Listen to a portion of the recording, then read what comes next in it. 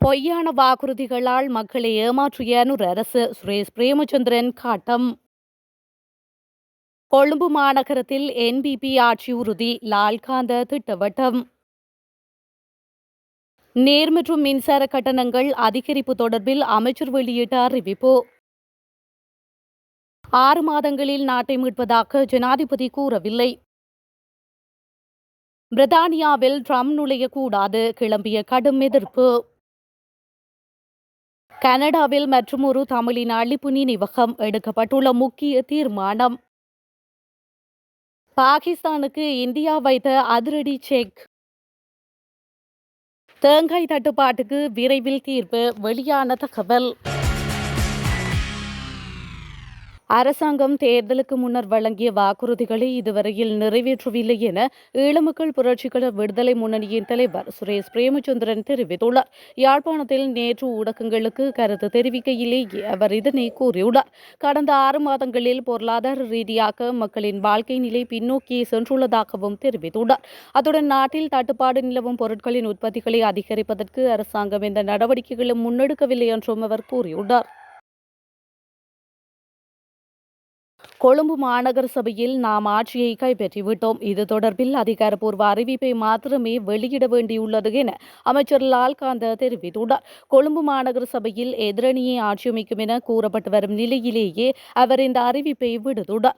இது தொடர்பில் ஊடகங்களிடம் அவர் மேலும் கூறுகையில், கொழும்பு மாநகர சபையில் ஆட்சியமைப்பதற்குரிய பெரும்பான்மை பலத்தை உறுதிப்படுத்திவிட்டோம்.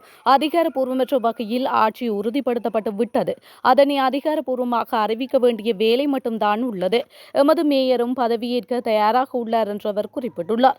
எனினும் கொழும்பு மாநகர சபையின் ஆட்சியை அரசுக்கு வழங்கப் போவதில்லை.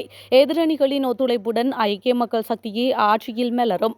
எனவே ஐக்கிய மக்கள் சக்தியின் நாடாளுமன்ற உறுப்பினர் நளின் பண்டார தெரிவித்துள்ளார். இது தொடர்பில் ஊடகங்களிடம் அவர் மேலும் கூறியதாவது: கொழும்பு மாநகர சபை தொடர்பில் கட்சிகளுடன் புரிந்துணர்வுடன் செயல்படுகின்றோம். பல கட்சிகள் எமக்கு ஆதரவு வழங்கியுள்ளன.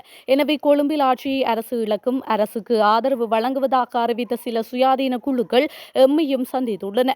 ஐக்கிய மக்கள் சக்தி தலைமையிலான கொழும்பு மாநகரில் ஆட்சி அமையும் என்று அவர் மேலும் குறிப்பிட்டுள்ளார்.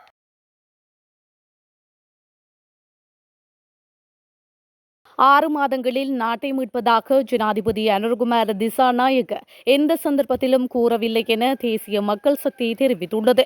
தேசிய மக்கள் சக்தியின் நாடாளுமன்ற உறுப்பினர் தேனிது சமன் ஹென்னாய இந்த விடயத்தினை தெரிவித்துள்ளார். இந்த நாட்டை தேசிய மக்கள் சக்தி பொறுப்பேற்றுக் கொண்ட போது நாடு கடுமையான நெருக்கடி நிலையில் காணப்பட்டது என அவர் மேலும் தெரிவித்துள்ளார். சுமார் 77 ஆண்டுகளாக அழிவு பாதையில் சென்ற நாட்டை 7 மாதங்களில் மீட்டெடுக்க முடியாது எனவும் அவர் குறிப்பிட்டுள்ளார்.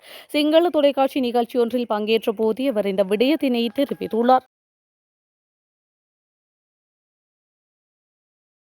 கடந்த வருடத்தின் மே மற்றும் ஜூன் மாதங்களுடன் ஒப்பிடும்போது இந்த வருடம் மே மற்றும் ஜூன் மாதங்களில் தேங்காய் அறுவடையில் அதிகரிப்பு எதிர்பார்க்கப்படுவதாக தகவல் வெளியாகியுள்ளது. லுணுவில தேங்காய் ஆராய்ச்சி நிறுவனத்தின் தலைவர் குறித்த விடயத்தினை தெரிவித்துள்ளார். அதன்படி கடந்த ஆண்டு 477 மில்லியன் தேங்காய்கள் அறுவடை செய்யப்பட்டதாகவும் அவர் மேலும் சுட்டிக்காட்டியுள்ளார். மேலும் இந்த ஆண்டு 555 மில்லியன் தேங்காய்களை அறுவடை செய்யப்படும் என எதிர்பார்க்கப்படுவதாகவும் ஆராய்ச்சி நிறுவன தலைவர் குறிப்பிட்டுள்ளார்.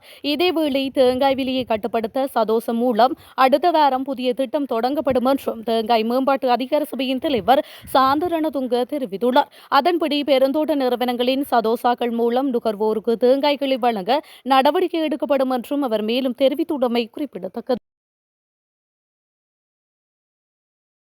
தமிழின அழிப்பு நினைவகம் ஒன்றை டொரண்டோ நகரத்தில் அமைப்பதற்கான தீர்மானம் டொரண்டோ நகர சபையில் ஏகமனதாக நிறைவேற்றப்பட்டுள்ளது.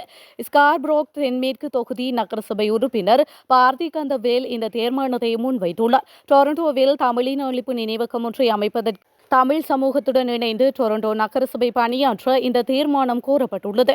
இந்த தீர்மானத்தை நகரசபை உறுப்பினர் ஜாஸ் மேட்லோ வழிமொழிந்துள்ளார். தனது தீர்மானத்தை டொரண்டோ நகரசபை ஏகமனதாக நிறைவேற்றியதில் பெருமை கொள்கின்றேன் என வாக்கெடுப்பின் முடிவில் பார்த்திகந்தவேல் தெரிவித்துள்ளார். இந்த தீர்மானத்தை ஏகமனதாக ஆதரித்த நகர முதல்வர் ஒலிவியா சௌ உட்பட ஏனைய நகரசபை உறுப்பினர்களுக்கும் அவர் நன்றி தெரிவித்துள்ளார். இந்த நினைவகம் தமிழர்களுக்கு எதிரான இனப்படுகொலை ஒருபோதும் மறைக்கப்படாமல் இருப்பதை உறுதி செய்யும் என பார்த்திகந்தவேல் நம்பிக்கை தெரிவித்துள்ளார். புலம்பெயர்ந்த தமிழர்கள் மிகப்பெரிய எண்ணிக்கையில் வசிக்கும் ஸ்கார்பரோட்டில் இந்த நினைவகம் அமைய உள்ளமையும் குறிப்பிடத்தக்கது. அமெரிக்க ஜனாதிபதி டொனால்ட் ட்ரம்ப் பிரித்தானியாவிற்கு வரக்கூடாது என புகார் மனுவில் ஆயிரக்கணக்கான மக்கள் கையெழுத்திட்டுள்ளதாக சர்வதேச ஊடகங்கள் செய்தி வெளியிட்டுள்ளன. இந்த நிலையில் டொனால்ட் ட்ரம்ப் பிரித்தானியாவிற்கு வருவதற்கு எதிர்ப்பு தெரிவிக்கும் பிரச்சாரத்துக்கு பிரித்தானியாவில் ஆயிரக்கணக்கான மக்கள் ஆதரவு தெரிவித்துள்ளனர். அமெரிக்கா சென்றிருந்த பிரித்தானிய பிரதமர் கெய்ர் ஸ்டார்மர் பிரித்தானியா வருமாறு ட்ரம்புக்கு மன்னர் சார்லஸ் அளித்த அழைப்பிதழை அவரிடம் கையளித்துள்ளார். இருப்பினும் ட்ரம்பின் பிரித்தானிய வருகையை எதிர்த்து சுமார் 50 புகார் மனுக்கள் உருவாக்கப்பட்டுள்ளன. இந்த நிலையில் அவை 50,000 கையெழுத்துக்களையும் பெற்றுவிட்டன எனவும் தெரிவிக்கப்படுகின்றது. அத்தோடு ட்ரம்ப் பிரித்தானிய நாடாளுமன்றத்தில் உரையாற்றுவதற்கு நாடாளுமன்ற உறுப்பினர்களிடையே எதிர்ப்பு உருவாகியுள்ளது. மேலும் ஜனநாயகத்துக்கு எதிரான கருத்துக்கள் கொண்டவரும் சட்டத்தையும் விதிகளையும் மதிக்காதவரும் ரஷ்யா உக்ரைனை ஊடுருவியதற்கு கண்டனம் தெரிவிக்காதவருமான ட்ரம்பை தமது நாடாளுமன்றத்தில் வரவேற்கக்கூடாது என சில நாடாளுமன்ற உறுப்பினர்கள் தெரிவித்துள்ளமையும் குறிப்பிடத்தக்கது.